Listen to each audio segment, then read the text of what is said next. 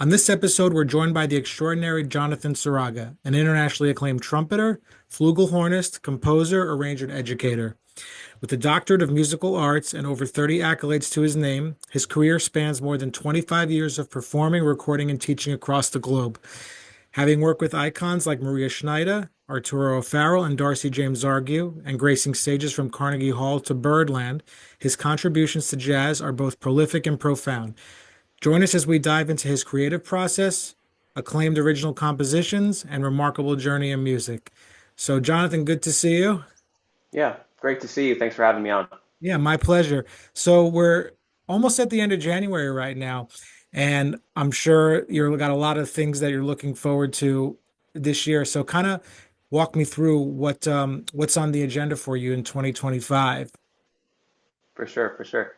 Well, I just want to say I started off 2025 in the Maldives playing some gigs with these Macedonian musicians and really incredible Macedonian jazz musicians. And so I'm looking forward to collaborating with them this year. There's no like definitive plans yet, but that's definitely on the agenda for sure. Um, I'm going to be going to the Grammy Awards next month. I recorded a flugelhorn solo on Dan Pugash's most recent big band record, which has been nominated for best either best large ensemble or yeah, probably best large ensemble recording. So that's going to be really fun. That'll be my first time at the Grammys, so that'll be really interesting and fun. And and then basically, I have several creative projects of my own that I definitely am intending on finishing and getting out there. One's going to be a big band album, the other is going to be my next small group album. And then the third one, we were talking before we came on here. Um, I transcribed John Coltrane's 26 and a half minute solo on One Down, One Up live at the half note. And I am currently in the process of editing that. It's a very long process of editing because there's so many notes and so I many actually miss. recorded the first 4 minutes of it on guitar and put it on YouTube. That's how I came across because not too many people have done, this transcription. It's really hard. Right. Yes. Not too many people have done it for sure. And so I've been working on editing that, and there's a lot more to go in that process of editing that, so that eventually it can be put out there for consumption, and it'll be all correct with hopefully no mistakes. Yeah, it's so funny that you're gonna do the whole thing when I found you on there, and that's how this interview came to be, and you're still exploring it. It's such a challenging piece of music. Why did you want Indeed. to go into the transcription of that? Was it originally for the doctorate? Was it a curiosity you always had about that recording? How come you chose that recording? Right. There's just something about that particular recording that is just so it just really touches me on a deep level. It's hard to kind of put into words, but actually, as part of the hopefully what will be a PDF of the transcription, and then I actually already wrote a 15-page introduction. In this 15-page introduction, I talk about the reason I transcribed the solo, which I didn't transcribe the solo for analytical purposes. Of course, it's been amazing to see the construction of some of his lines that uh, some of his lines on that particular track, I honestly have never heard. I've never heard some of those lines on any other Coltrane recording. Of course, I haven't heard probably every Coltrane recording, but so sure, there's lines on there that are just remarkably creative. Um, but I transcribed the solo because I wanted to. It's a 26 and a half minute solo, and it, if you can be present for the entire solo, you will feel like some things that are some points, energetic points that are reached. And I wanted to try to get inside of that in some way other than just listening. So I thought it might be like kind of a spiritual experience somehow to just transcribe the whole solo to kind of supplement what I was trying to find out. Yeah, I think it's absolutely incredible that you're doing this, even though we're not supposed to say there's best in this music. It's to me that solo is just it's the highest level of musicality any musician in this field has gone to. And I kind of think that's unequivocal. And I Hmm. know that might be a controversial statement in a sense, but to do what you're doing, I can't even begin to say how special it is. And I'm sure you feel that way when you're doing this. This is work. I mean, like I did 4 minutes. That took months and months, Hmm. you know, Right. for a couple minutes. It was just like, and to learn how to play it, it was insane. So Yeah. Even kudos to you. Ravi, thank you so much. Even Ravi I've talked to Ravi on numerous occasions about this particular solo, and even he says it's like his favorite solo of his dad's. I really hope that propels, you have a name already, but I really hope you doing this work propels your career to another level just because it is such a special recording. So, talk to me a little bit about what prompted your decision to go pursue a doctorate in this music. I mean, obviously there had to Hmm. be you decided I want to go get a doctor in the music. What was the original thinking behind that? Sure. So there definitely was some thinking, just that, hey, maybe getting a doctorate could be a good idea. But it honestly wasn't like I applied for a lot of different doctoral programs. I only applied for the one. I only applied for the one at Colorado in Colorado. And that's because a friend of mine, Josh Reed, amazing trumpet player, did his doctorate there, and he just had finished his, and it happened to be a full scholarship teaching assistantship type doctorate 3-year program. He had just finished it there, and he was like, "Hey, man, they're looking for another trumpet player to kind of like come after me. You should consider applying." And I'm sure he talked to other trumpet players as well. So I just applied just because he's a good friend of mine, and I was like, why not? Why not just apply? And like I said, I didn't apply for any other programs. It was just that one because I wasn't actually thinking about getting a doctorate. It wasn't something that I was actively thinking about. To be honest, after my master's, I was kind of like, I think I'm done with school. Um, but I'm really grateful I did this program. It was a completely different experience than my bachelor's and my master's. It was completely different. It was the classroom settings were at a much higher level. That like I was in doctoral seminars with like 6 to 8 people only, where it was just like high level discussions about music, and I was teaching. I taught jazz history to like hundreds of people. Uh, I coached ensembles, so it was a much more fulfilling experience. Yeah, I'm And kind of curious actually because I think going for your bachelor's and master's in music, there is that competitive element of music school that's just naturally there. Is it the same thing when you're pursuing a doctorate? It's really not. It's really not. I mean, of course, there's different programs that are structured differently, but with my program, there's several doctoral students, and we're all kind of like, we're working together. We're coaching the undergraduates, we're teaching undergraduates, and and we are very much like kind of looked at in a different light than I suppose, especially when you're getting your bachelor's. How just a huge pool of guys and girls that are all just like you know just kind of there. But this is a little bit different. You feel a little bit more important, I guess.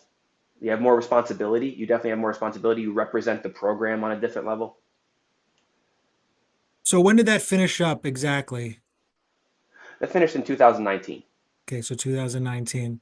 So we're going on 5 years since Hmm. you've gotten your doctorate. Have there been opportunities that have risen from having that sort of under your belt? And it's challenging, I know. I'm sure it is, and it's quite an accomplishment, but have there been certain things in particular that have come just from that, you think?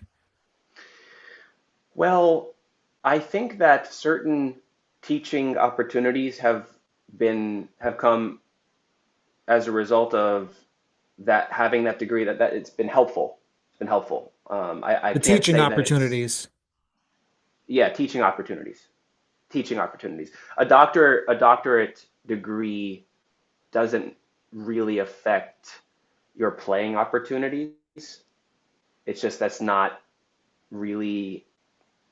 I mean, it can maybe if someone is like, oh wow, you got a doctorate. Maybe what projects did you do? Did you do? What maybe you wrote music, which I did. I wrote music. So during the doctorate, so then I could utilize that. But I'm not. But like the jazz gallery isn't going to give me a gig because I have a doctorate. Sure. So what sparked your interest in improvisational music? Was there a certain recording you heard? Like everyone kind of has to have, that moment. So, talk to me a little bit Yes, about what got you interested. definitely. There was for sure that moment.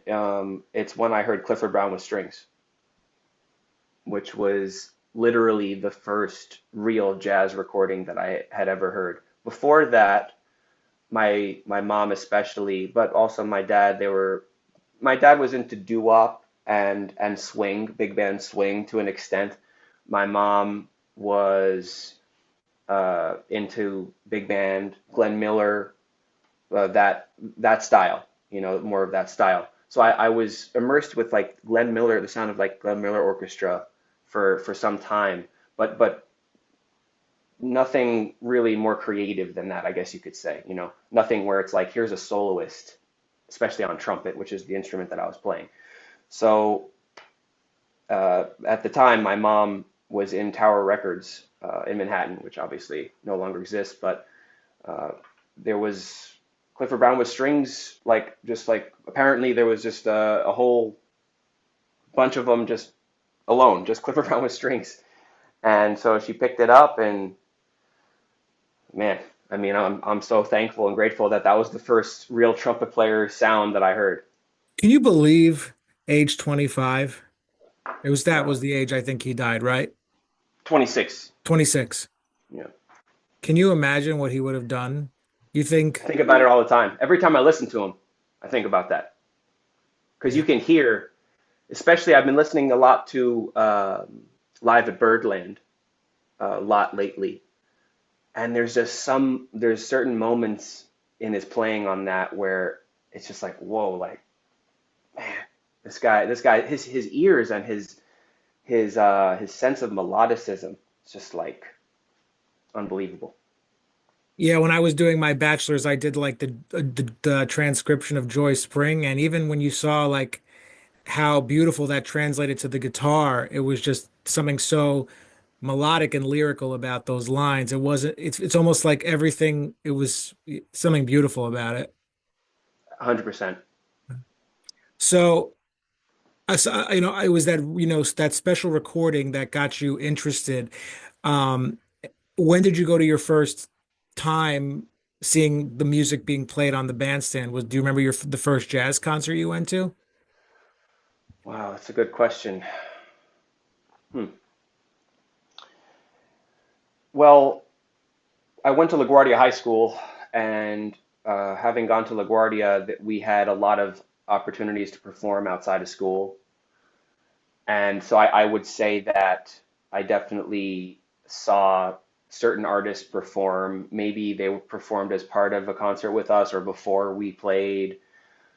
John Faddis, I remember definitely seeing John Faddis play very early on, which was pretty wild to see a trumpet player that's completely in a league of his own in my early stages of learning how to play that instrument. Trying to think of Like you weren't some aware of of his more. his his career specifically the first time you had heard him in a sense. No, no, definitely not. Definitely not. Um, I might have to take a little bit of time to think on that. If it co- Beyond no, if it beyond comes him. to you, if it comes to you, let me know. Um, Yeah, but these are very important names. It wasn't like you just went to a restaurant, heard some people playing. That's certainly a prolific name in the music. Um, what about your first? time playing improvisational music? Do you remember your first gig, like as a trio or quartet? Because those are usually the first gigs you might do in that instrumentation. For sure. Well, when I went to Purchase during my bachelor's, I mean, I guess it wasn't a paid gig. My first time like really performing in a small group setting was at Purchase. I think it was for some kind of event for uh, just different administrative people at the school. Uh, First time playing with my friends and feeling like, okay, like I'm actually doing this. I had Ralph Lama And on the podcast, and he said he described his Purchase as a school where we play. That's just in the simplest terms, that's what he said. We play. man, it's a correct description for sure. That's how it felt. That's how it definitely felt. And I love that it was like that because it allows playing gigs and no matter where you're playing, we were, I don't want to say trained because training, has a certain sound to it, but it definitely allowed us to feel very comfortable playing in no matter what type of setting. Definitely. No, I think it is training. I mean, I've talked about this on length, but like when I started to play this music live, I did like 100 gigs for free just to like see what it's like and get your central nervous system under control and to be comfortable in front of people. It's its own thing. People are playing on their uh recording themselves on their phone, but then when they go play in front of people, it's like they don't realize that's a whole other thing. It really is. It really is. And I still have to do inner work on that and active work on the bandstand at times to uh, to try to get myself in the best place I can be to perform, to play music for sure. Yeah, sometimes I mean it's almost like it's exciting to perform for people. There is an excitement, but you really just have to be just with the musicians and just kind of like put yourself. Sometimes obviously the audience can bring energy, but you almost have to put yourself in a bubble. It's just you and the musicians. Agreed, agreed. And sometimes it's easier said than done. It really is. But I agree with you on that for Yeah. sure. There's a lot of I like to ask, the musicians about this lifestyle. There's a lot of mystery and misconceptions about being a jazz musician, whether it's a young student who wants to get into this business or even, just from the outside, the general public. Are there any things that misconceptions about this business or this life you think about you wish more people understood? Hmm. More people that are not involved in Sure. I mean, being a we could think musician, about it like or that. Like most people don't understand, the I think they don't understand the sacrifices you have to make to pursue this art. They don't, it looks effortless to some outside it looking in, but they don't realize the sacrifices and the time that it takes. absolutely. I think that the hours and hours of practice that we have to put in daily is obviously not seen by people. Only we know about that, and other musicians obviously know about that. Uh, I like sometimes I think about sports. You look at like basketball, for example. It's the sport I love to watch. So it's like the best basketball players, well, even anyone in the NBA, let's say, they're in the gym every day shooting hundreds of shots. They're in the weight room. And no, we don't see that work. We don't even think about that work. We just watch them perform, and their performance is a result of all that work they put in. And that work, like there's no substitute. And if you don't put that work in, you're not going to be able to do this. You daily. It's a daily commitment, and use the word sacrifice. I think that's an appropriate word for sure. But I also think that a musician, we it's a part of our being, like our practicing and is an extension of our being. So in a way, it's like doing that is as natural and necessary as eating. You Yeah, and know, there's many ways you can look about it too. Like Pat Martino used to say, um, you know, I don't understand why students do something that they feel takes demand when it should take, like practicing should be kind of natural, but then like you have Michael Brecker say, there's just maintenance practicing just to stay where you are. Yeah. So there's not one way to look at it. I do think there is sacrifice, and that's just the way I see it, at least. Yeah, yeah, for sure. There is because you have to choose. You have to choose to practice instead of maybe like I remember early on, one of my teachers had told me, your friends are gonna call you and be like, hey, John, come play basketball or come play video games, and you're gonna have to be like, hey, I gotta practice. I gotta practice. That's yeah, That's it's what it is, or it's just what it is. That, and especially it's so important when you're in school, like when you have that opportunity, that when a lot of the practicing can go on when I always tell people like I did more partying like the the first like week after graduating college than I did my whole 4 years of college because but that was just me at least, but there mhm. is practicing is super important. Do you think at this point is a lot of the practicing focused around that John Coltrane uh transcription you're working on, or is it because I would imagine that takes up so much of your time. Well, the transcription. I mean, I don't know if I'm trying to play that whole solo. Yeah. I'm not sure if I'm trying to record that whole solo. So my practicing, you brought up Brecker talking about maintenance. As a trumpet player, that comes first. Maintenance comes first. Every day, you have to you have to do things on the trumpet which will enable you to be able to play music at the highest level that you want to, and that's my priority every day. And then once I feel that that's at a level where that I'm okay with, then I'll move on to whatever else. The Coltrane transcription, like I said, it's more, that now is in the stages of editing, and it's more like an on paper type thing. I think that I will record some of it at some point. I have some other transcriptions, some shorter transcriptions of some other players that I want to record as well and get those on the website as well. Yeah. When I did the first 4 minutes of it, it wasn't like it wasn't an enjoyable thing. It was more like a challenge to see if I could do it, and it was Yeah, like I messed up like a couple of notes, but it was so hard. yeah. It was I insane. recorded. I actually have on my YouTube channel. I do have. I think I recorded the first 8 choruses. So I'm not It's sure how many around, yeah, minutes I it think is. it's around the first, for the one where you're like kind of at an angle almost, like you see Yeah, like the trumpet. Yeah, that's the one I saw, you know. yeah. And it's interesting.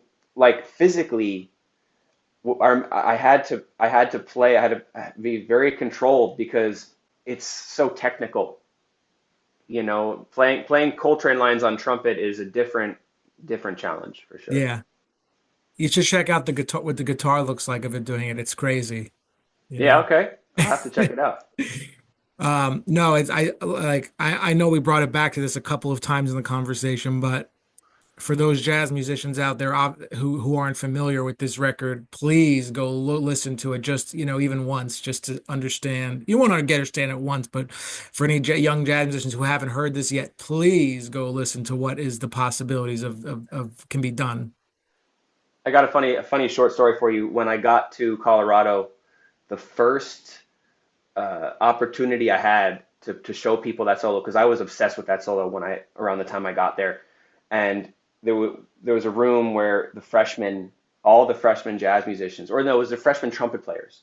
We're in a room, and I was going to come in and talk to them or play with them, and I that's the first thing I did was I walked in there and I put that on. I was like, we're going to listen to this whole solo now, and like it's a pretty intense thing to do, I'll admit, but that's how obsessed I was with it. Yeah, you know what I've been doing now is I've been like using Moises. You know what that is? Mm-mm. So it's an app basically where you can take any track and you can isolate the instruments Wow. and you can slow it down, to any Okay. tempo you want to.